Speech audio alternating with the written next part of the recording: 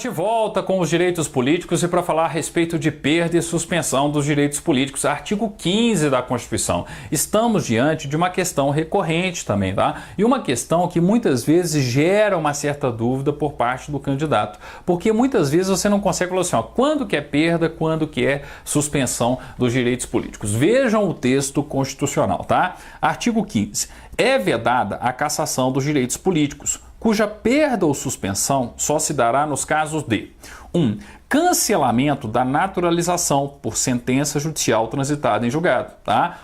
Cancelamento da naturalização. Eu era brasileiro naturalizado e a minha naturalização foi cancelada. Isso é hipótese de perda ou suspensão? Claro que estamos diante de uma hipótese de perda. E no entendimento majoritário da doutrina, a única hipótese de perda dos direitos políticos, tá? O cancelamento da naturalização. E detalhe, por sentença judicial transitada em julgado. Não se esqueçam disso. É um cancelamento da naturalização, mas por sentença, por ato do poder judiciário, por sentença judicial. Estamos diante da hipótese de perda dos direitos políticos.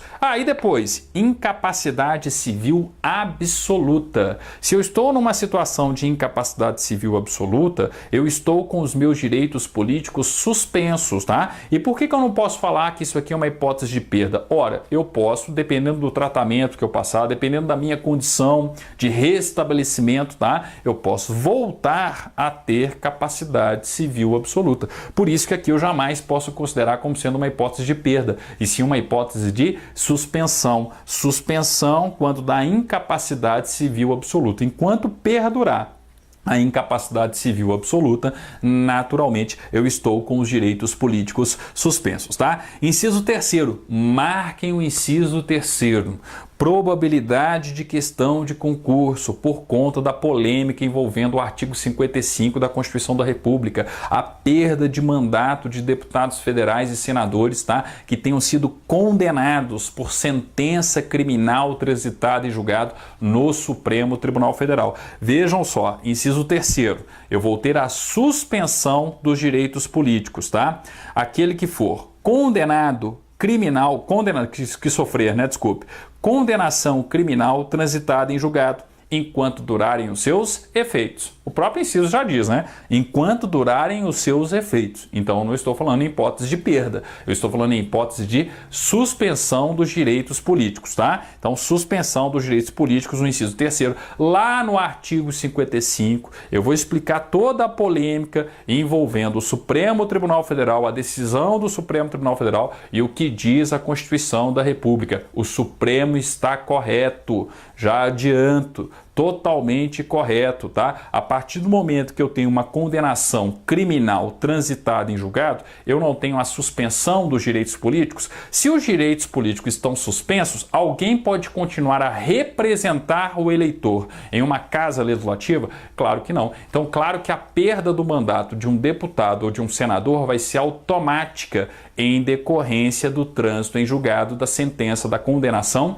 criminal. Ainda mais, né, em se tratando de Supremo Tribunal Federal, que é o foro competente para julgar deputados federais e senadores no crime comum, tá? Mas lá no artigo 55, eu volto aí nessa polêmica, a gente analisa, né, esse caso de uma maneira mais específica, tá? Agora é o seguinte, inciso 4º, recusa de cumprir obrigação a todos impostos ou prestação alternativa nos termos do artigo 5º, inciso 8º. Eu não posso ter a escusa de consciência, mas tudo bem, eu me recuso a cumprir uma obrigação a todos impostos, mas eu tenho que cumprir a prestação alternativa fixada em lei. Se eu deixo de cumprir a prestação alternativa fixada em lei, o que vai acontecer? Eu tenho uma suspensão dos direitos políticos. Atenção, entendimento majoritário da doutrina, suspensão dos direitos políticos, tá? Alguns autores, mais precisamente 2 autores, tá, entendem que não é situação de suspensão, e sim situação de perda. Estou falando do Alexandre de Moraes e do José Afonso da Silva, tá? Mas, sinceramente, suspensão. Entendimento majoritário e mais do que correto. Não vou adentrar aqui nos méritos dessa discussão não, tá? Porque a visão minoritária aí, ela nem chega a fazer parte de um concurso público, ok? Então, inciso 4º, recusa de cumprir a obrigação a todos imposta ou prestação alternativa nos termos do artigo 5º, inciso 8º. Estamos diante de uma hipótese de suspensão dos direitos políticos. Inciso 5º, marquem o inciso 5º, muito comum em diversos concursos públicos, tá? Improbidade administrativa, nos termos do artigo 37, parágrafo 4º, tá? Então, ó, improbidade administrativa pode importar, tá? Em suspensão dos direitos políticos, sim, desde que atendidos os requisitos do artigo 37, parágrafo 4º, que nós vamos estudar mais à frente nas questões referentes ao direito administrativo, ok? Então é o seguinte, ó, artigo 15, ele fala de perda e suspensão dos direitos políticos. Mas, para efeitos de concursos públicos, a única hipótese de perda é o inciso 1º.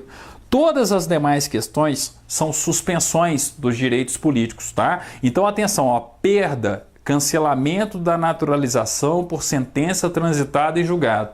A única hipótese de perda dos direitos políticos. As demais situações, suspensão dos direitos políticos. Cuidado, porque quando eles colocam incapacidade civil absoluta, o examinador adora falar incapacidade civil relativa. Não, tem que ser incapacidade civil absoluta. Quando falam da condenação criminal do inciso 3º, tem que ser com trânsito em julgado, e enquanto durarem os seus efeitos. Mais do que nunca aqui a gente percebe o caráter transitório, né? O caráter de uma suspensão dos direitos políticos. Escusa de consciência, entendimento majoritário da doutrina, e para todos os efeitos, né, em concurso público, marquem um entendimento majoritário. Eu tenho uma hipótese de suspensão dos direitos políticos e não perda. Improbidade administrativa, nos termos do artigo 37, parágrafo 4º, outra situação de suspensão dos direitos políticos, ok? Atenção, questão comum, vocês vão perceber também que existem diversos exercícios, diversos questionamentos das mais variadas bancas examinadoras envolvendo o artigo 15 da Constituição, ok? No nosso próximo vídeo, artigo 16, para finalizar essa parte dos direitos políticos em si